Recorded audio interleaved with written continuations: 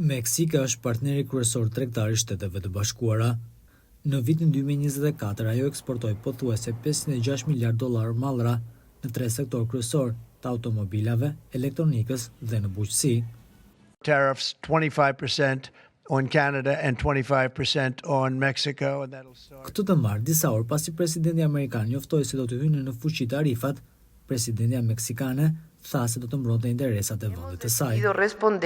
Ne kemi vendosur të përgjigjemi me tarifa dhe masa të tjera, të cilat do t'i shpallën më vonë gjatë javës, deklaroi ajo.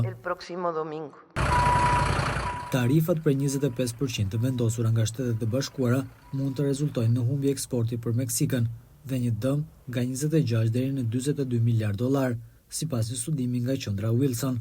La economía mexicana quebraría, pero como ejote. Ekonomia meksikane do të shëmbet, do të ishte shkatruese për ekonominë e familjeve meksikane. Para la economía de las familias mexicanas.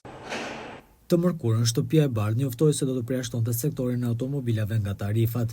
Më pas, ditën e njëjtë, pas një telefonate mes dy presidentëve, Washingtoni ndaloi tarifat për mallrat e tjera që përputhen me marrëveshjen SBA-Meksika-Kanada, të negociuar gjatë mandatit të parë të zotit Trump. Presidenti Trump e njoftoi vendimin në media sociale, ndërsa presidentja meksikane tha se biseda mes tyre ishte zhvilluar me respekt dhe rreth interesit të përbashkët.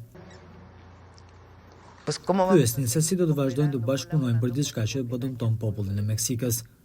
Dhe ne arritëm këtë marrëveshje nga e cila vërtet përfitojnë të dy kombet. Pavarësisht ndalimit të përkohshëm të tarifave, drejtuesit e biznesit meksikan mbeten të shqetësuar për mundësinë e një lufte me tarifa. Pasiguria e bën të vështirë për bizneset të planifikojnë, thot presidenti i Këshillit Koordinues të Biznesit në Tijuana. La realidad es que no necesariamente tenemos que hablar de China. Realiteti është se ne nuk duhet domosdoshmërisht të flasim me Kinën, por duhet të marrim parasysh tregjet e tjera. Ne nuk mund të mbetemi kaq të varur nga Shtetet e Bashkuara. No debemos estar tan concentrados en Estados Unidos. Shqetësimet janë veçanërisht të prekta në qytetet kufitare të Meksikës.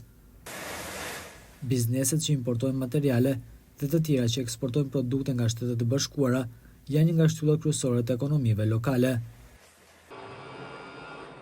Tarifat jo vetëm që do të dëmtojnë rënd zinxhirin e furnizimit, por edhe jetesën e fuqisë punëtore, paralajmërojnë ekspertët.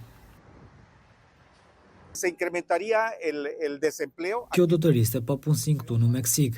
Padyshim që inflacioni do të na godas, sepse banorët gjithashtu blejnë shumë produkte amerikane. Sipas ekspertëve, tarifat do të ndikojnë në fuqinë blerëse të familjeve që jetojnë përgjatë kufirit.